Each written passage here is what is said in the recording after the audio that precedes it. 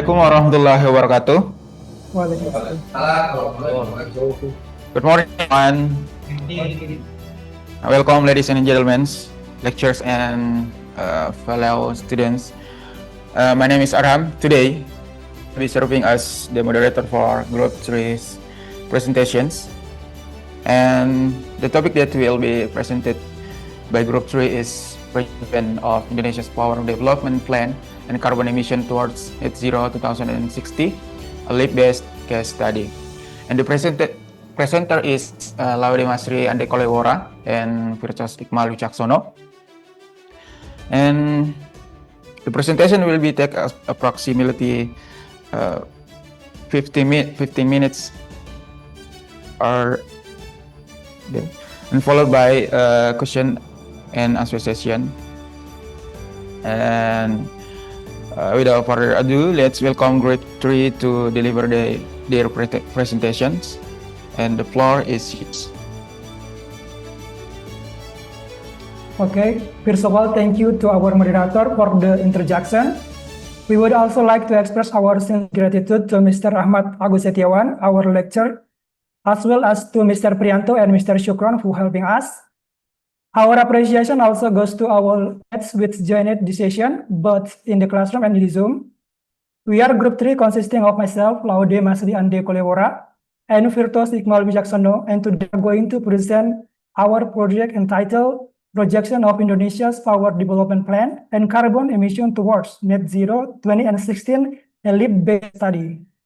We hope this presentation can provide valuable insight and inspire meaningful discussion about Indonesia's pathway toward achieving the net zero emission target. Our presentation is divided into 8 main parts. Number 1 is introduction. Number 2, background. Number 3, objective. Number 4, literature review. Number 5, material and methods. Number 6, result and discussion. Number 7, conclusion. And finally, number 8, demand strategy and recommendation. The national commitment to achieving net zero emission or NZE by 2060 require a comprehensive transformation in the power sector, which currently remains dominated by fossil fuels. To realize this target, Indonesia has outlined a strategic framework through its electricity supply business plan or RUPCL, which serves as the national roadmap for electricity development. However, the plan only extends to 2034, leaving by an analytical gap regarding how Indonesia's power system might evolve toward 2060.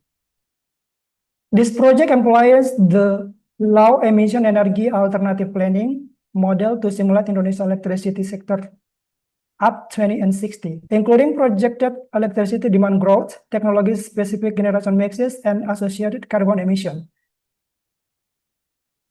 This study aims to predict the development of Indonesia's electricity system through 2060 and to assess the implication for carbon emission based on the 2025 RUPCL scenario using the lab model. Specifically, this research seeks to analyze the consistency of the 2025 to 24 RUPCL with Indonesia decarbonization pathway towards NZE 2060. It aims to address the 3 main questions. Number 1, to what extent the 2025 to 24 RUPCL consistent with the long-term decarbonization trajectory? Number 2, what policy gaps remain that could hinder the achievement of NZE 2060? And number 3, what alternative scenarios could accelerate the energy transition without compromising the affordability of electricity supply? The next slide is a background. It's to present the current energy mix used for electricity generated in Indonesia 2024. This slide includes a pie chart showing the share of different primary energy sources, like coal, 53.4%, natural gas, 28.9%, hydro, 8.4%, and diesel, 5.6%, along with a table listing all energy sources with their installed capacity share percentage. Coal and natural gas dominate the electricity generation capacity, while renewable energy sources, solar, biomass, and onshore wind have minimal contribute. The data source is RUPCL Plan 2025, highlighting the need to consider energy development for future energy transition planning. And the next slides, currently energy mix in Indonesia in 2024, highlighting the share of installed capacity by power plant type. The pie chart illustrates the coal-fired power, like PLTU with 53.4%, followed by gas-fired combined cycle plant or PLTGU 20.7%, and hydroelectric power plant PLTE at 7.8%. Other power source including diesel and geothermal and mini hydro contribute portion of the national capacity. Next. Our literature review was our project. We are using 5 literature review with number 1, Sakia et al. Employed Lab to analyze newly implemented long-term strategy for net zero emission and assess the reduction in the air pollution and enhancement in energy security. And number 2, et al. Number 3, LE et al. Number 5, Batubande et al. And number 5, Andayani et al. Assesses strategy for achieving net zero emission in the power sector by 2060 for ASEAN using LabNemo. Next. Our method is starting with Indonesian contextualization with energy demand data and cost projection from RUPCL 2025 to 2034. Number 2, supporting document National Energy General Plan or NERP, net zero emission pathway like IESR, DEN, and Ministry of Energy and Mineral Resource. And stage 2, we also do process and data input like sectoral electricity consumption data, household, industry, and transport and commercial, existing power plant data, and renewable energy resource, and emission factor by fuel type, like Ministry of Energy and Mineral Resource and IPCC. And the stage 3, we are doing like lead modeling framework with time horizon 2020 and 25 to 20 and 16, and scenario model like using RPTL, accelerate renewable energy deployment, and modeling parameter like electricity demand growth, additional generation capacity, and capacity factor and efficiency. And stage number 4 is environmental and economic assessment, sectoral carbon emission estimation, projection of total carbon emission until 20 and 16, and electricity generation cost analysis. Stage 5, output analysis, total capacity by energy type, projected electricity generation mix of Indonesia until 20 and 16, and trend in sectoral and total carbon emission, and connection between RPTL pathway and NZE pathway. Okay, next about the material and methods. We use 2 main material like here. And there are RUPTL PLN and statistic PLN. From the RUPTL, we take table 3.1 about the renewable energy potential and realization of capacity installed, realization of DMN from power plant in Indonesia, and about the realization of electricity production, assumption and target of new renewable energy or other power plant. And from the statistic PLN, we take the data about amount of demand and the energy sold. This is about the potential energy in Indonesia. Based on type of energy, there are solar energy reaching 2,898 gigawatt, and the installed capacity is still little. After that, there are offshore wind energy, water energy, biomass energy, geothermal, onshore wind, and ocean current. Next, about the renewable energy potential from RUPTL. There are geothermal, hydro energy, mini and micro hydro energy, solar, wind energy, and ocean energy. This is from the IESR. Indonesia has a potential of solar photovoltaic reaching 714.6 gigawatt, and about the pumped hydro storage reaching 7,308.8 gigawatt hour. Onshore wind power reaching 106 gigawatt at the 550 meter hub height and 88 gigawatt at 100 meter hub height. Therefore, for the biomass potential reaching 30.73 gigawatt and micro to small hydropower 28.1 gigawatt. This is the scenario source we use. There are from Ministry of Mineral and Energy, IESR, and AIA.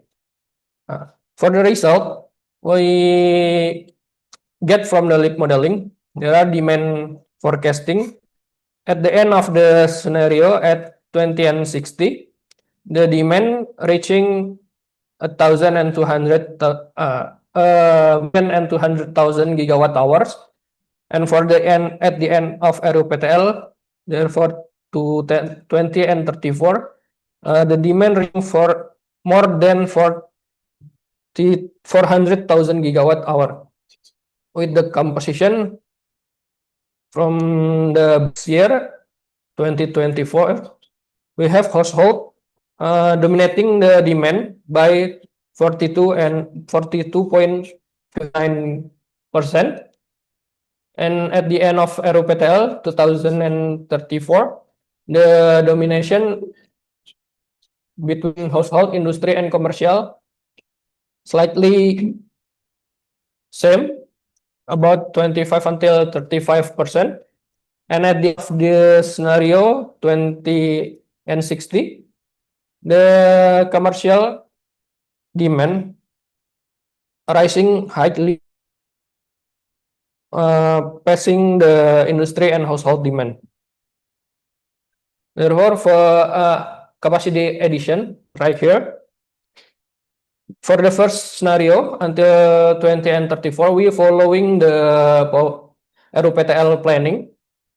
There still has fossil energy capacity addition, and after 2034, this scenario is optimizing renewable energy usage in generation electricity in Indonesia, and also decreasing the amount of fossil power plant capacity in Indonesia. And this is the result of the installed capacity for the end of the RUPTL to 20 and 34. We still see the red color representing the fossil power plant till height more than 50% of the installed capacity, and we try to set until zero so we can achieve the net zero emission at 2060. This is the composition of the capacity installed for each years.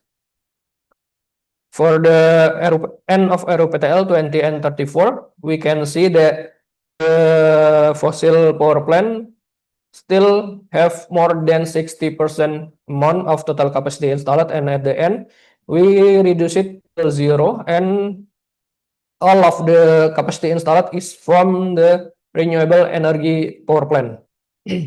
This is the electricity generated by power plant and by fuel. If we see the right graph, the red and yellow represent the fossil energy base. At the end of the projection, the amount is zero, and this is the composition of the electricity generation planning, electricity generation based on power plant energy or fuel that used. The next is comparing from the base year, end of RUPTL and end of scenario. At the base year, we see that fossil power plant have amount reaching 90% of total capacity installed, and at the 2034 it decreasing to 60 until 70, and at the end of the scenario we push it to 0% of power plant. This is the energy balance result from the scenario. At the end of the RUPTL, the unmet requirement is 0. That represent the supply sector fulfill the demand completely. Therefore, the end of NZA 2060 scenario, it's also fulfill the demand requirement. Therefore, the remaining of renewable energy potential capacity in Indonesia, if we see there, the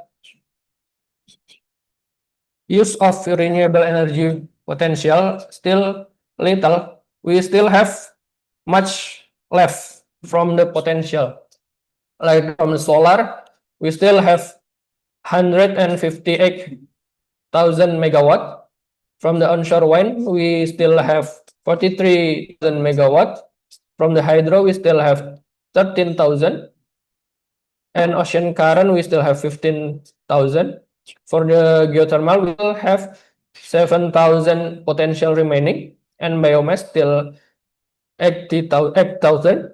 For biogas, we still have 623.6 potential remaining. This is for the emission from the electricity generation. If we see 2034, there are still the emission from the natural gas, diesel, and coal bituminous, and we push it to 0 to 2060. Therefore, for reaching the target of 2060, we have to prepare a cumulative model is reaching 650 billion US dollar, which is a big amount, but we can fulfill it gradually. Okay, the next conclusion. Our conclusion, like demand factor in the baseline condition, electricity demand is predominantly driven by the household sector, contribute more than 40% of the total. And by the end of the RUPTL planning horizon, the demand distribution becomes more balanced among the household, industrial, and commercial sector. In the supply sector, in the RUPTL plan, the utilization of renewable energy source is progressively raised through the development of hydropower and geothermal. However, this installed capacity remains dominated by coal-fired and gas-fired power plants. By the of RUPTL, the share of fossil-based power plant decreased to around 65% of total installed capacity, and by end of the scenario 2060, in alignment with the net zero emission 2016 target, all fossil-based power plants are completely phased out.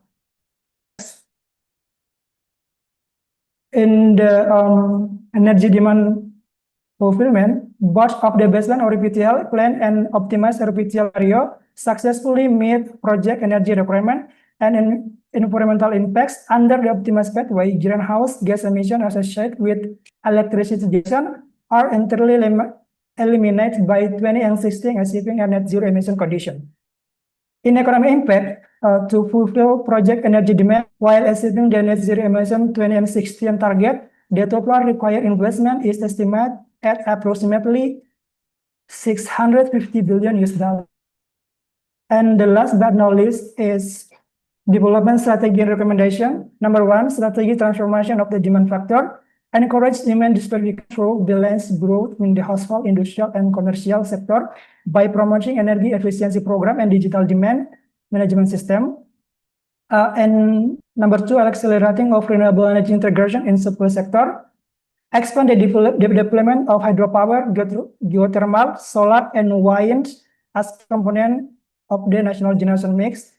And implement energy storage system and hybrid renewable configuration to overcome intermittent challenges and ensure grid stability. Next. Number three, ensuring energy supply reliability and security. Develop a comprehensive energy mix roadmap that integrates renewable source with modern grid technology and maintain supply reliability during the transition period. And environmental sustainability and emission reduction, adopt the Paris carbon reduction strategy aligned with national net zero emission 2016 target, including the implementation of carbon pricing mechanism and emission monitoring frameworks.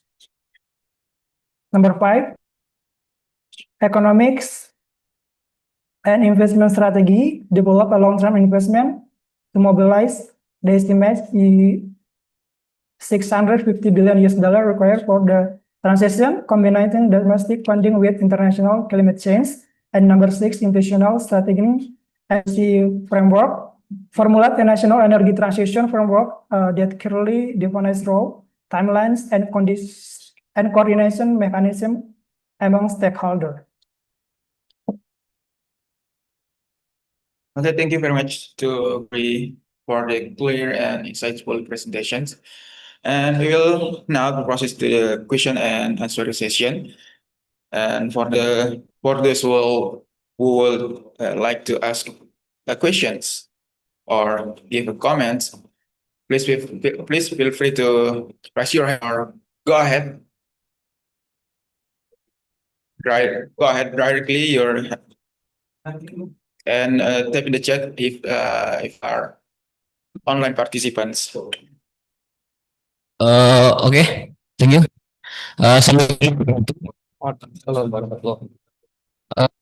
Thanks for the insightful presentation from your group. I want to also, in the calculation of specifically in slide 27, this point state the energy demand while achieving the in 2060 target.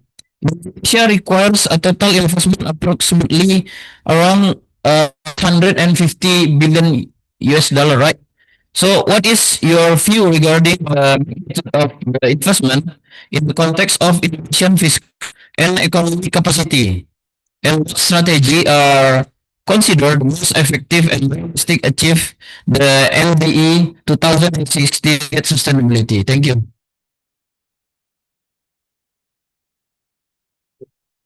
Presentation from kelompok group 3. My question is, how feasible is the Indonesian net zero emission NZE for 2060 target based on the developed scenario, and do the projected outcomes realistic assumption? They just ambitious estimate. Thank you. I think the question is enough, and please answer directly for participants. Okay. I will try to answer the second question about the feasibility analysis of the NZE 2060 target. I think it's still, we think it's still technically feasible. How, for the feasibility, we have to support it by growing availability and declining costs. Key technologies such as PV and energy storage, etc. Its successful will depend on consistent policy implementation, grid readiness, and effective financing mechanism. So to reach it, we have to make consistent policy implementation and grid readiness first. Therefore, we can learn from the India achievement of 100 gigawatt solar installation by 2025 at the presenting at the Ars Technova few days before. India has planned for the 2029 till 30. They plan about 292 gigawatt PV emission. And they set the target for net zero emission is 2070 for India, but their target of installation renewable energy capacity is very massive.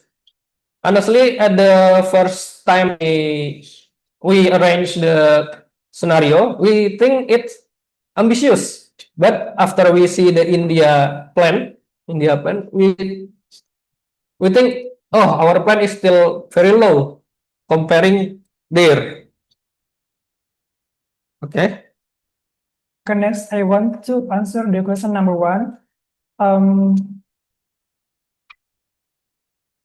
Indonesia achieving net zero emission 2018 and total investment approximately $600 billion US. So what is the strategy and to achieving? In our opinion, we are optimistic that investment of 600 billion to reach the net zero emission 2060 target can be achieved. The government will not hit this amount at once, but step by step based on yearly plans. This gradual approach helps Indonesia to its financial capacity, new technologies, and the readiness of energy infrastructure each year. For example, in the 2026 state budget draft, the government has planned around 37.5 trillion rupiah for the developing renewable energy and rural electrification program. Former Finance Minister Sri Mulyani Indrawati explained that this is part of global energy security budget of 500 up to 0.4 trillion rupiah, showing the strong government support for clean energy. According to the Ministry of Finance, the main parts of next year energy budget include like energy tax incentives 16.7 trillion rupiah, renewable energy development 37.5 trillion rupiah, and energy infrastructure 4.5 trillion rupiah, and other program about 600 billion rupiah. So also improving how investment are managed and strengthening local financial institutions are very important. And with strong government support, creative funding option, and participation from the private sector, and I think Indonesia can achieve the net zero emission 2060 target in the realistic and sustainable way. Thank you. Okay. I think this is enough. And I think this session has ended. Then I want to thank you to everyone for your attention and participation during the group three sessions and presentation. We hope today's presentations has broadened our understanding of topic, and so that concludes the presentation from group 3. I sincerely apologize for any shortcomings while moderating these sessions, and I will say thank you and Assalamualaikum warahmatullahi wabarakatuh. Waalaikumsalam.